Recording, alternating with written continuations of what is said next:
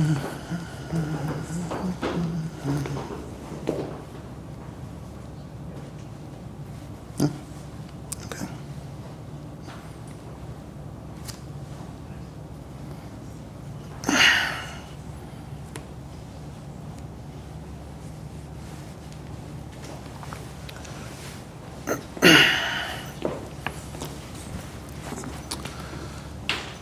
So, in the last couple of days, last couple of weeks, we've been learning in Kolel, in Yonei Even Ezer. We're continuing on the topics of the Yonei Even Ezer, Siman Aleph, getting Siman Beis. And one of the things we've been focusing on is the subject, the matter of Cherem de Rabbeinu Gershom, and the related matters. And of course, you've already heard something on that from me, from the Rosh and the Shiurim we've had so far. B'chlal, when you enter, when you approach a halachic subject, so there could be different approaches of how to go about approaching the topic. What angle do you approach, do you get into the subject from? So there's a technical question. What's your Seder HaLimud? Which Sefer are you going to start with? What are you going to learn first, second, third? But also conceptually, what's your mindset going into the topic? Are you just trying to cover a lot of material and see what you get from it? Or are you looking out for something in particular, for particular details? Or are you even going into it with a preconceived notion, some preconceptions, some ideas perhaps of how you think this halacha works, and you want to test your theory or prove your theory? That has a matter in general. But when you approach specifically Cherem de Rabbeinu Gershom, so I would say that there are some pretty obvious angles you can approach this from.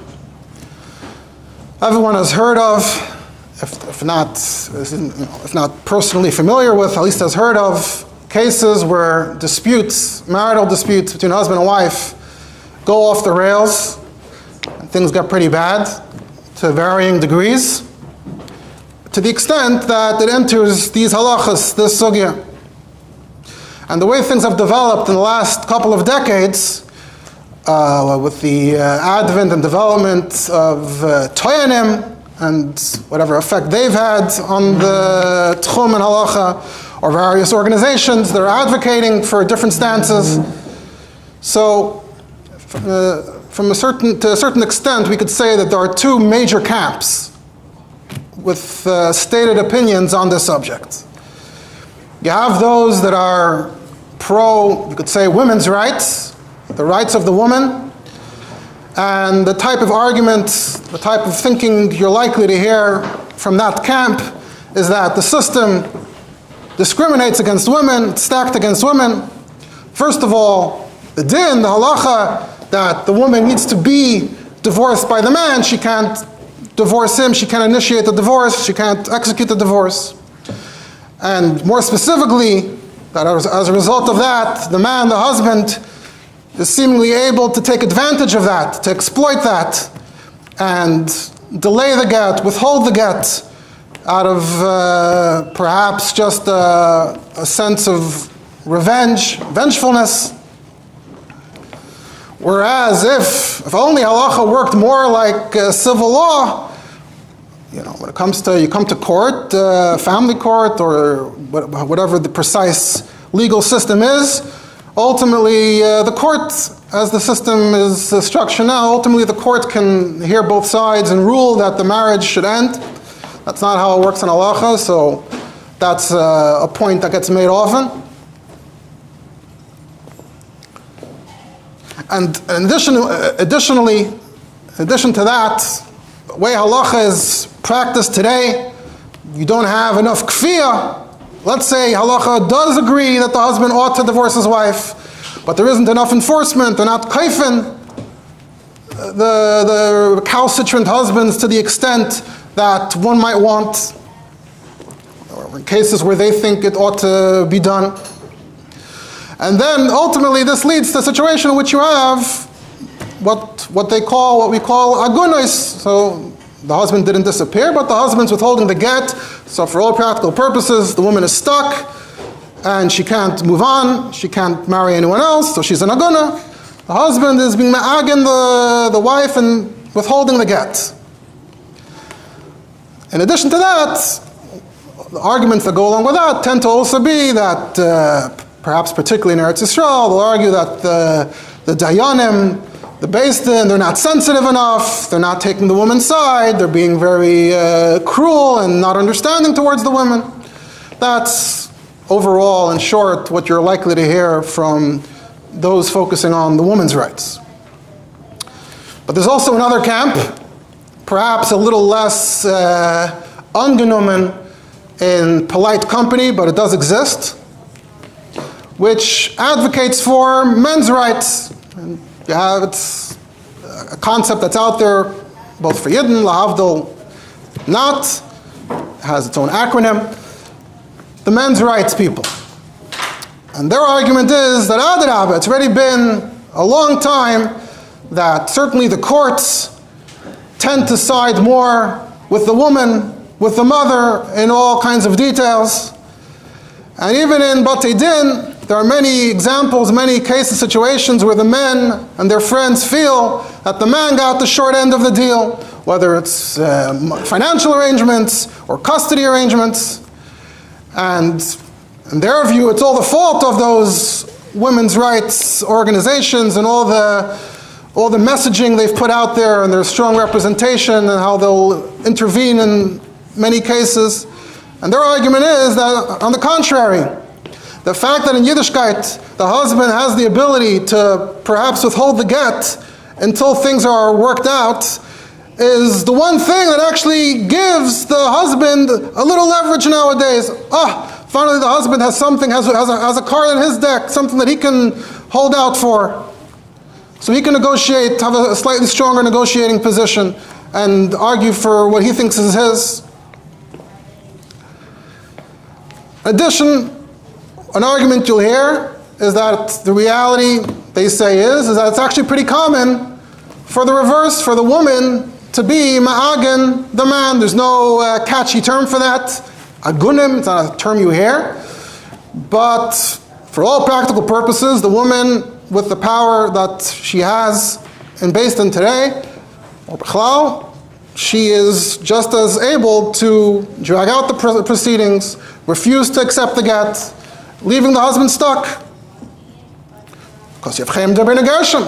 That wasn't necessarily the intention of Chaim Deber Negershim, but the practical effect of Chaim Deber Negershim, that you can't divorce a woman against her will, and you can't marry another woman, means that the woman absolutely would be capable of trapping the husband, and he'll find himself in precisely the same situation that one typically hears associated with the women's experience, the agunas experience. Right, so those are the two camps, the arguments that you might hear, you might have heard. Now, in certain situations, when things have gotten really bad, things start heading in the direction of a heter meir rabbanim, which is the mechanism by which the husband can overcome the Chaim Derbenu Gershom, which was instituted for the woman's benefit to strengthen her position. So it was the heter meir rabbanim that can overpower that. And therefore, this aspect of halacha can also be viewed through these varying perspectives, through this prism. So, depending on your perspective, on your point of view, you could say that heter meir rabbanim is, something in the arsenal for men's rights. Men have a heter meir rabbanim. Helps them a bit.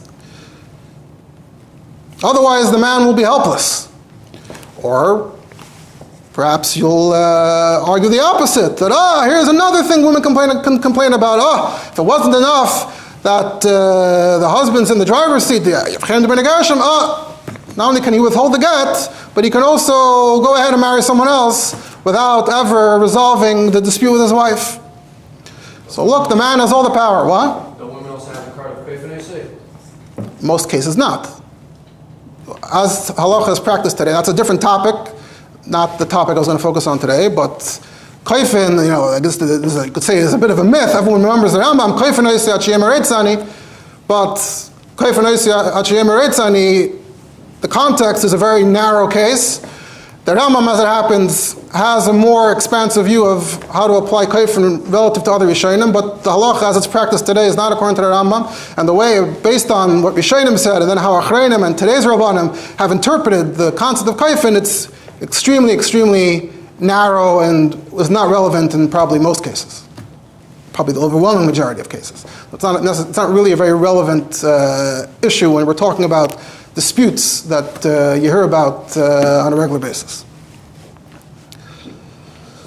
So either Heter Rabbanim is one thing that can help the husband out, or the opposite, here you go, the husband once again is able to get away with doing whatever he wants, and he has the best of both.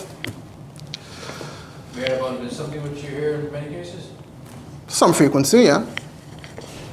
Then there are the particularly controversial ones, the cases where there's a lot of bad blood, and then Heter Rabbanim is part of that, yeah. So when you're learning these halachas, when you're learning this sugya, these are potential things that you can have in the back of your mind. You're learning through the halachas. Either you're actually siding with one stance and you're looking for mekayos that back up your hunch, your instinct, or it's something that you are at least aware of and you're learning with that in mind and on the lookout for details that might give you an indication one way or the other, and perhaps you're more of an independent-minded person, you're open to either side, and perhaps if you learn the halacha with this in mind, you'll see enough mekayos that will shape your opinion, and you'll have a somewhat independent opinion that you reached on your own from learning the mekayos with this in mind. So, after having said that, what am I getting at? So, in this shiur, I want to talk about a sefer that I came across, very interesting recent sefer that ties in very much with what I just said. So the sefer is called B'Maglei Tzedek. It has a chelik aleph and a chelik beis. The chelik aleph, which is the main part, is a likut midivrei rishonim v'achreinim al ha'eschayvuyot be'inyanei ha'ishus shebeshvuas ha'ksuva cherem d'reinu gershom minig ha'medina v'ha'mistayif. That's what it says on the Sharblat. And who's the author? The Malaket, the Eirech, is someone who identifies as Asher Chilkiyahu, Samachtes, a Sephardi, New York, Iyar Tafshin Samach Dalet. And I'm emphasizing these details because, having taken a look at it, it's actually not very clear to me whether this is his real name or whether this is his complete name. There's nothing else out there, no other Sfarim written under this name, no real discussion about the sefer or this person. And there are indications from the Haskamas that it might not be his complete name or his real name. It's also interesting, I thought it was an Eretz Yisrael Dika Sefer, and then I realized it says New York, and then the next page is an address in Queens with different initials. So a bit of an interesting mystery to figure out who this is and what their origin story is. But if I had to say what the Sefer is in a nutshell, it's essentially 400, 500 pages, I remember exactly, of making a very, very elaborate halachic argument for men's rights. Doesn't say it on the Sharblat, but if you keep reading and you read long enough, you realize that this is essentially what it is. It's going through step by step, breaks it down into topics, subcategories, sub-categories, and just slowly and methodically is building a halachic case to make the argument that we have to stand up for men's rights. And specifically in this context of cherem d'reinu gershom and things like that, his argument being that according to halacha, you can never have a matzav in which a man is stuck without a viable marriage. According to the Torah, a man always has to be in a viable marriage. That's why if a person's not married, he must get married. It's not optional. That's a topic we discussed previously. So if the man finds himself in a situation where the woman's no longer cooperating with him for whatever reason, so he must find himself a path to a viable marriage. So if that means marrying someone else. That's essentially the thrust, the argument of the Sefer, but it does this, like I said, over many hundreds of pages, step by step. So for that reason, it's a pretty intriguing Sefer. I looked around a bit, almost no secondary citations that I could see. I mean, almost nobody is talking about the Sefer or quoting the Sefer, which just makes it a bit more interesting to me in a way. I just saw that just recently, last year or the year before, someone wrote an essay on this topic in a more of an academic format, not a halachic format, and he does quote the Sefer a little bit. Maybe we'll get to that at some point. Potentially this might take us a few installments to discuss. There's the topic itself, and then interesting topics that come up along the way. So that's about as much as I prepared. Usually I like to have everything worked out and prepared. This case is a bit different. I'm going to freestyle a bit more. So let's just take a look at this B'Magli Tzedek.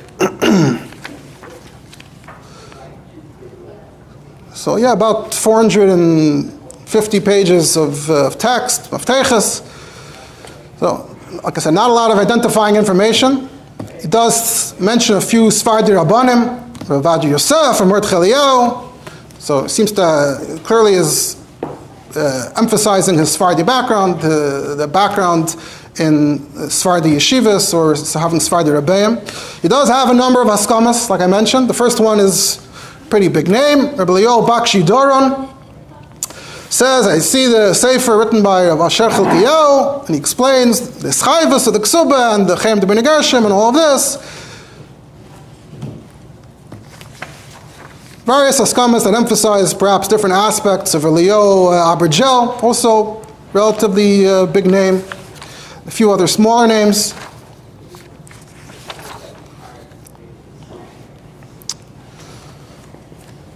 Additionally, at the end of the Sefer, at the end of each chapter, at the end of each section, he has sikumim, and then at the end of the entire Sefer, he reproduces all the sikumim in a row, over, 20 pages or so, if you want to get a quicker view of what's going on in the Sefer.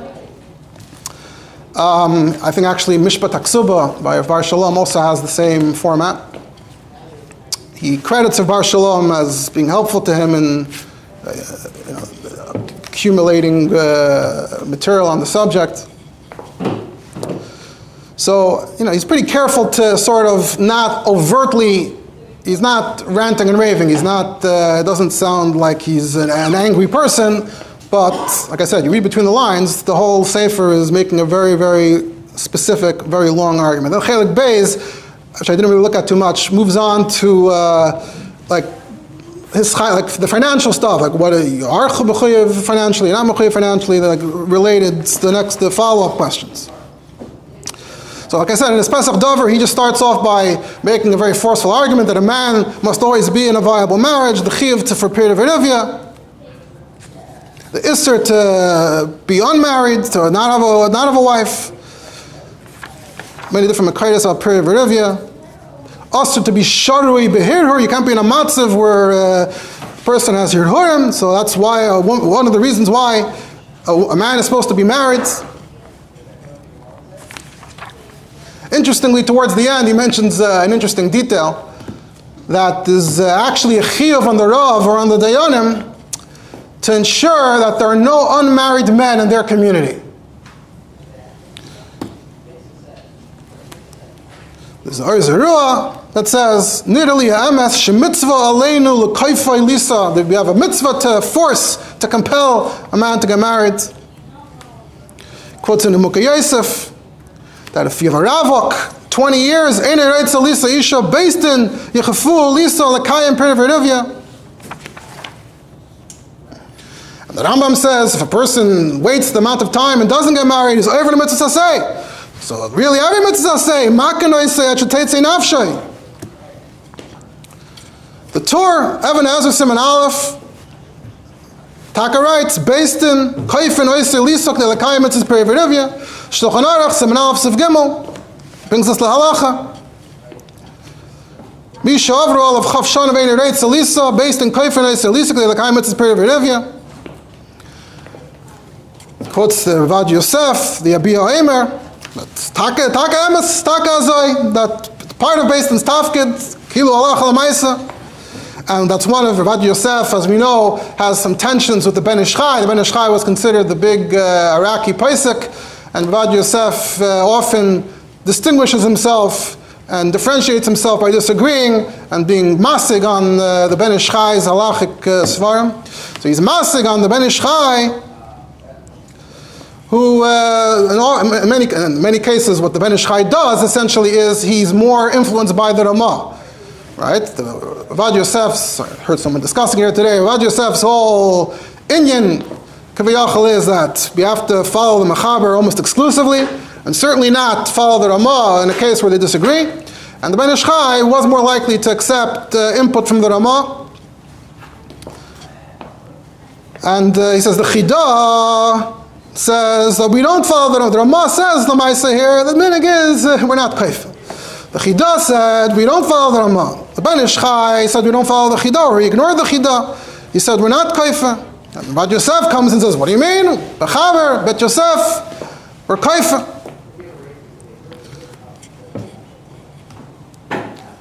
What does the Chidah Taka say? The Chidah says Taka true. The Ramah and the Marshal say it's not happening. We're not being kaifa people to get married.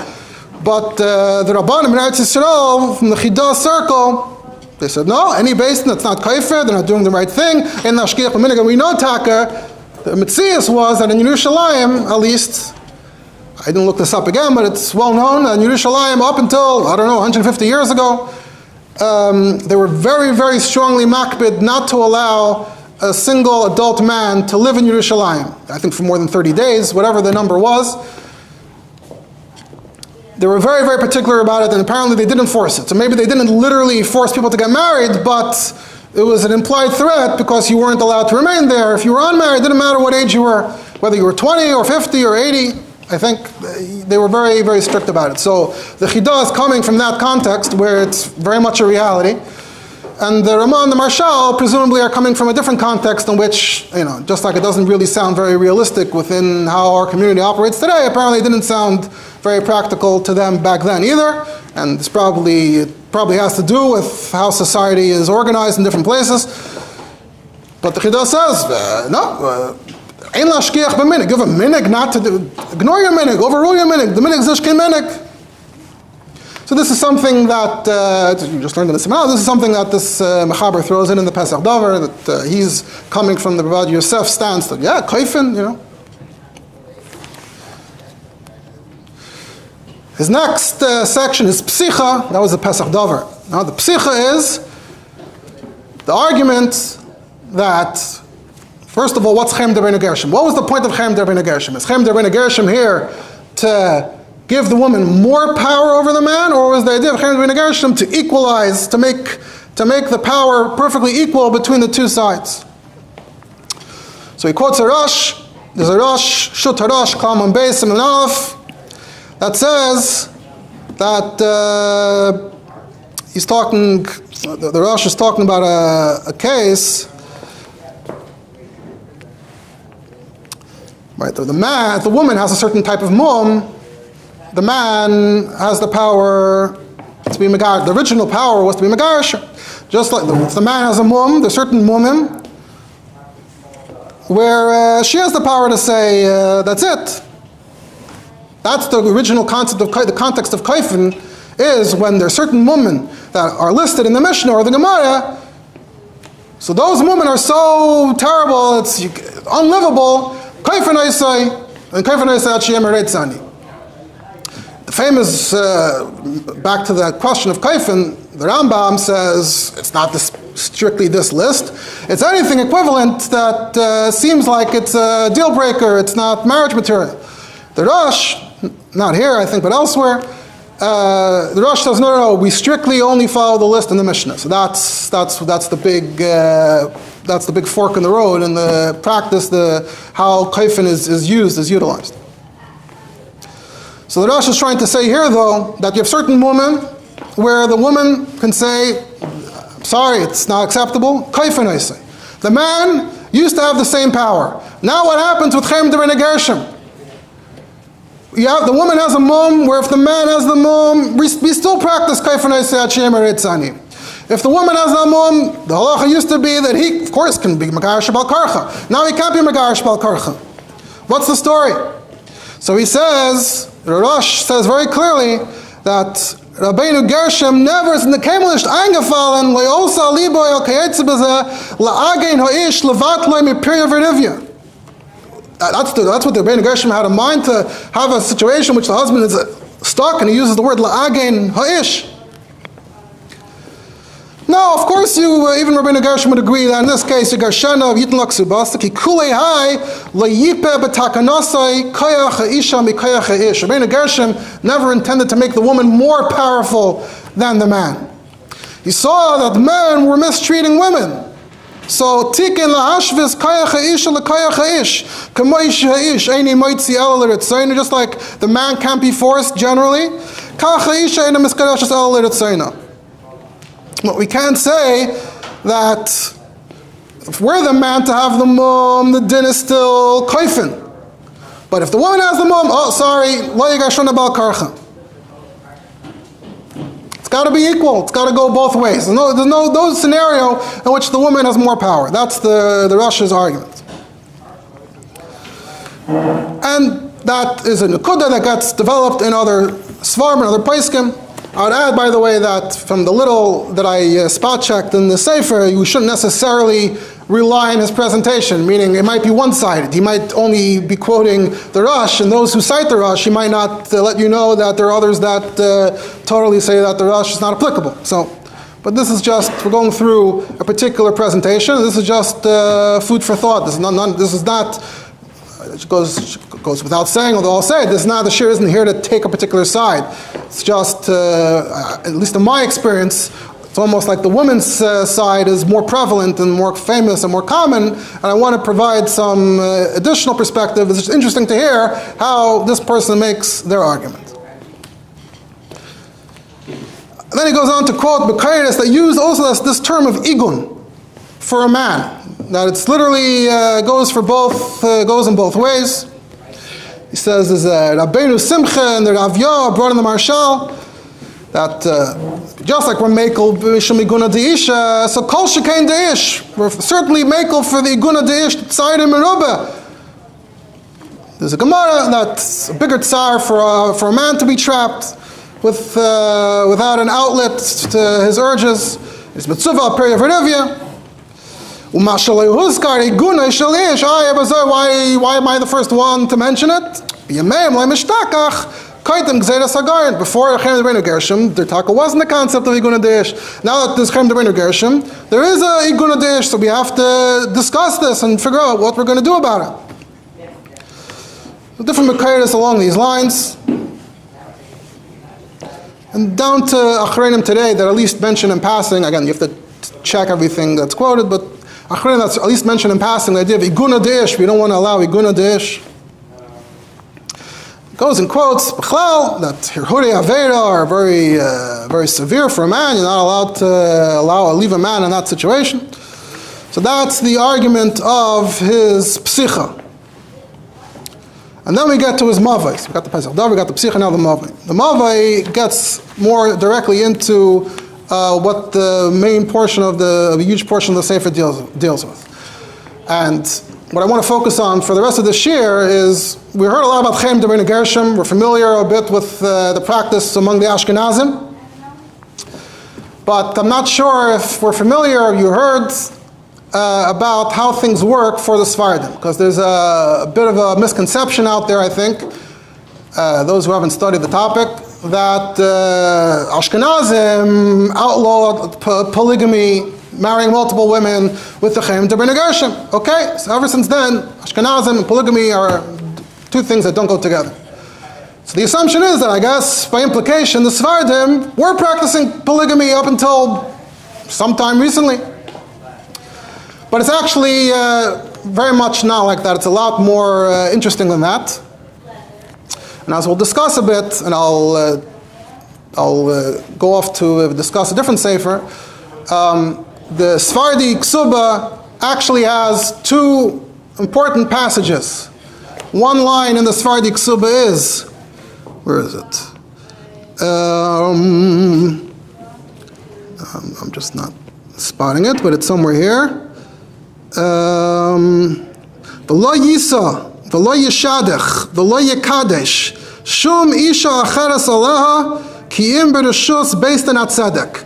That's what it says in the standard Sephardi ksuba.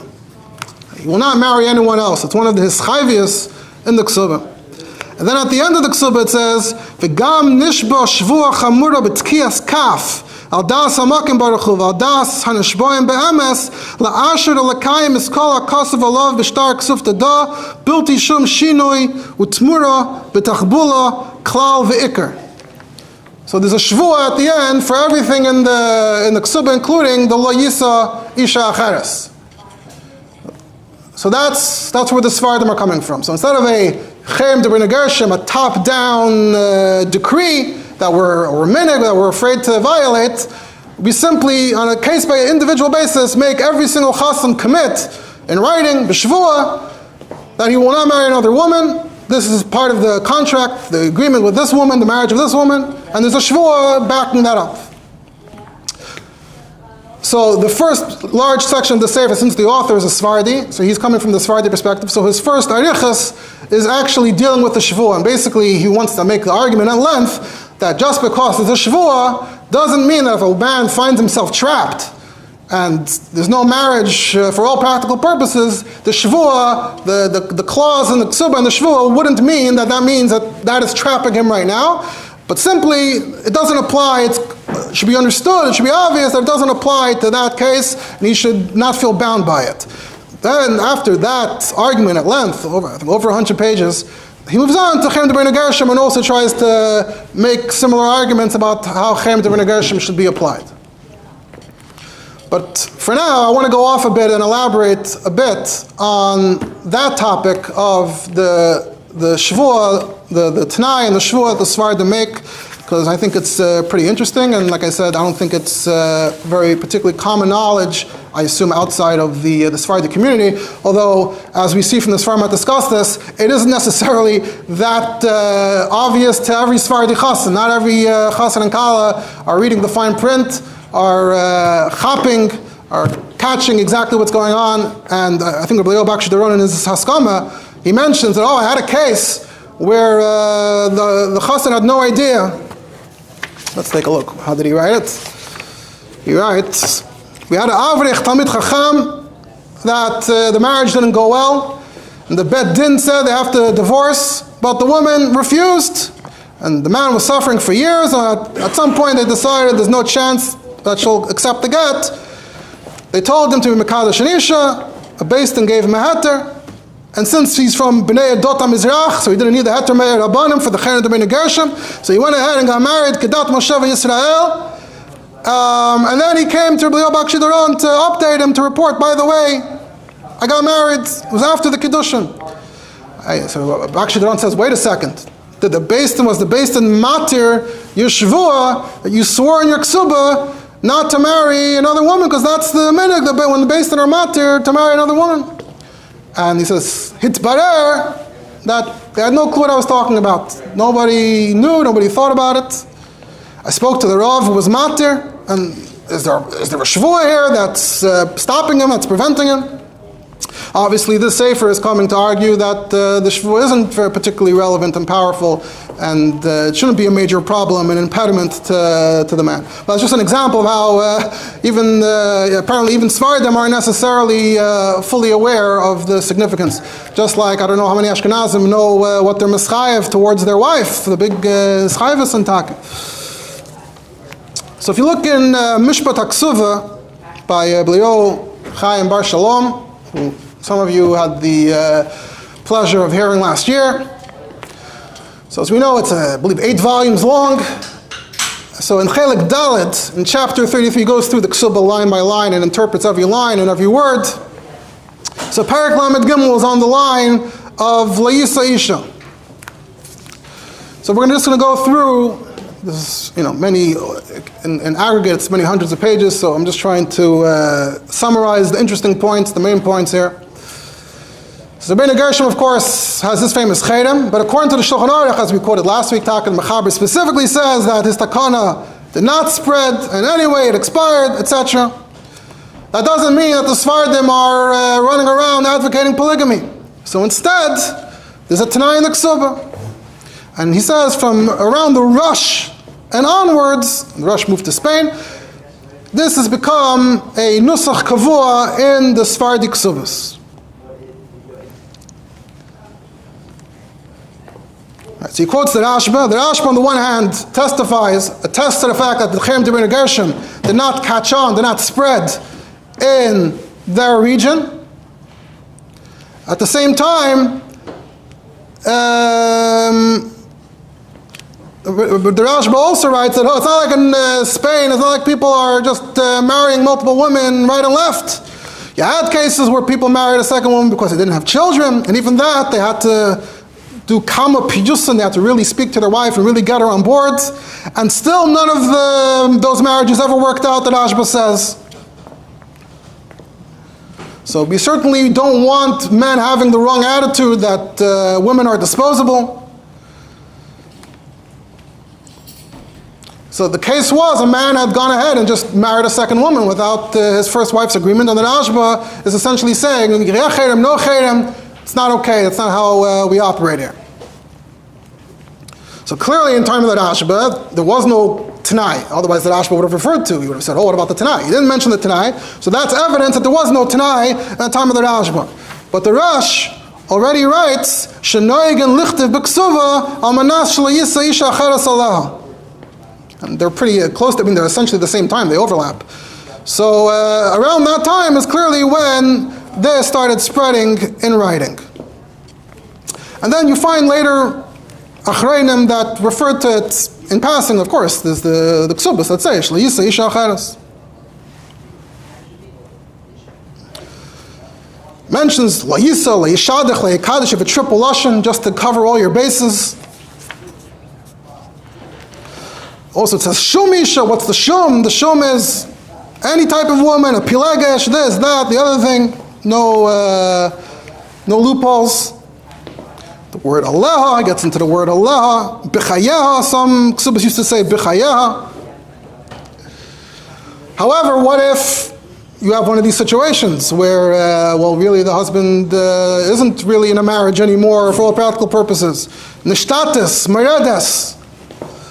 So that's why there's that extra line, Ki im b'reshus based in hatzedek. So that got tacked on later at some point.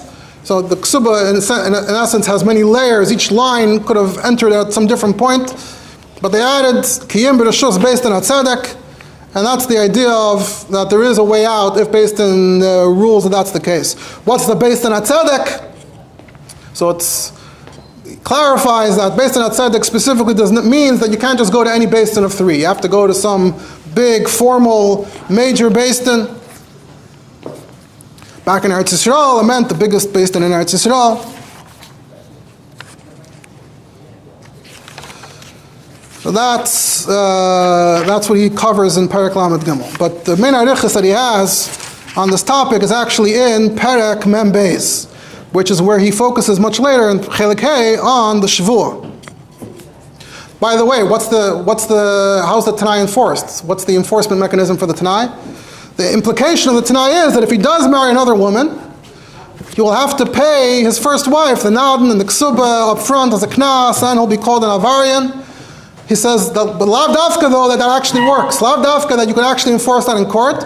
So it could ultimately be that the whole Shavuah is really just a scare tactic without real teeth, more than anything else. And he gets into that inyan at greater length in Perek Mem Beis.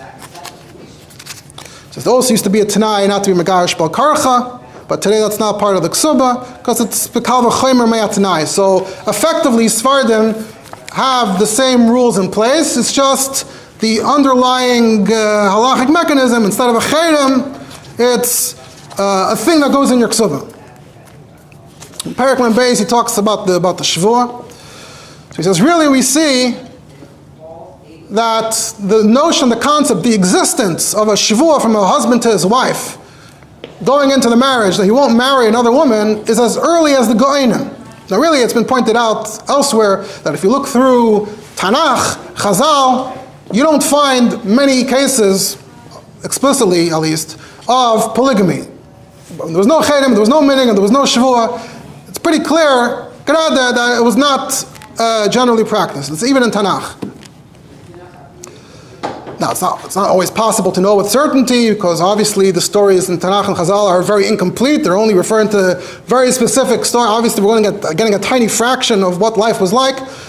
So you can't make huge generalities, but it's certainly not the norm. You don't see that as the norm. Nothing about what we see in Tanakh and Chazal suggests that was the norm per se. Certainly not in the time of Chazal. So from the time of the Ge'onim, from the Ge'onim's era onward, we see instances, references in individual cases where the woman insisted that the husband swear not to marry someone else or other things. But that wasn't a takana, that was just on a case-by-case basis. It says, Mitzrayim, Egypt, has this minig of the shvu and the ksuba already for a very long time. And he says, some achreinim suggest and imply that Mitzrayim, who's the mother of the Asra of Mitzrayim? The Rambam. So even though we don't have explicit records of the Rambam instituting this, but perhaps we can assume that this is somehow linked to the Rambam.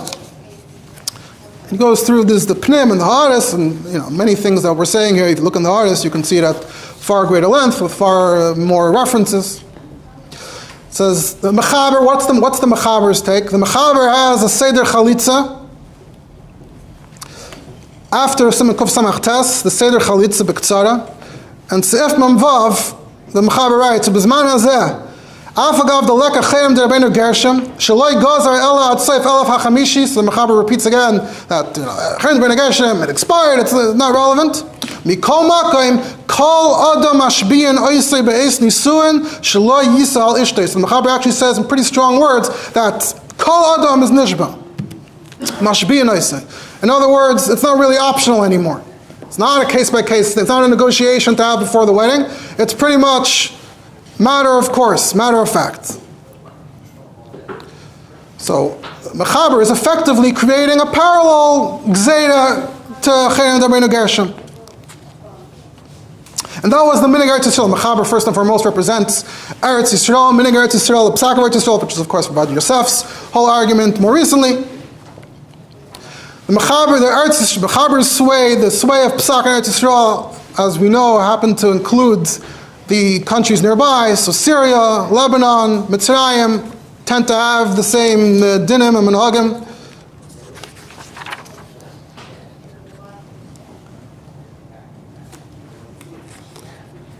So, like I said, effectively, even if there's no chayim, if you don't go by the chayim D'Rabbeinu Gershom, according to Shulchan Aruch, we have our own takana. In Eretz Yisrael, he says, for 500 years, essentially since the Mechaber, 500 years straight, that's been the minig, and it was no longer voluntary, it was already a nusach kavua, everyone had to go along with it. In one of the Haris, he gets into like a historical argument. He says if Mazuz claimed somewhere that most ksubas that he saw didn't have this language. So he goes toe-to-toe with him and says, actually, I've seen even more ksubas, and most ksubas that I've seen do have. You also have to know which countries we're talking about, because we're about to get to the geography.